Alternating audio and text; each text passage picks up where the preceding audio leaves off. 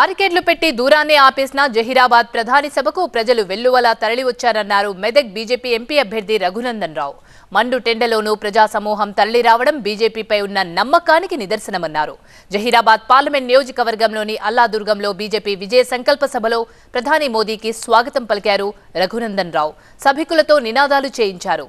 జహీరాబాద్ సభలో కాంగ్రెస్ బీఆర్ఎస్లపై తీవ్ర విమర్శలు చేశారు ప్రధాని మోదీ.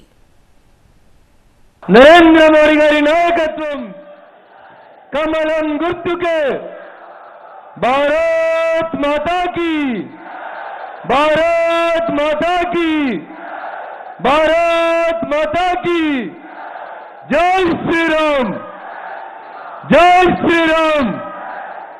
मन प्रियतम नायकुडु భారతదేశ కీర్తి ప్రతిష్టలని ప్రపంచం నలుమూలలు దాటిన నాయకుడు I am an Indian అని గర్వంగా మన కీర్తి ప్రతిష్టలని ప్రపంచమంతా చాటినటువంటి ఆదరణీయ ప్రధానమంత్రి గారు మెదక్ జహీరాబాద్ రెండు పార్లమెంట్లు భారతీయ జనతా పార్టీ గెలుస్తుంది అనే విశ్వాసంతో నరేంద్ర మోడీ గారు ఢిల్లీకి పోవాలంటే మీరు ఇచ్చే నినాదం ఏముండాలి? రెండు చేతులు గట్టిగా బిగించాలి, పిడికిలు పైకి బిగించి ఒకసారి గట్టిగా చెప్పాలి.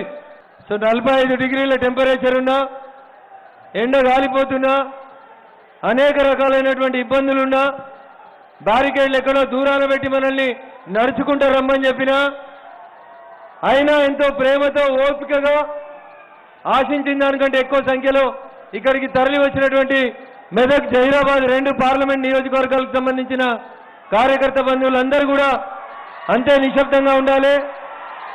మన ప్రియతమ నాయకులు గౌరవనీయులు నరేంద్ర మోడీ గారు వేదిక మీదకి ఇప్పుడే విచ్చేసినారు.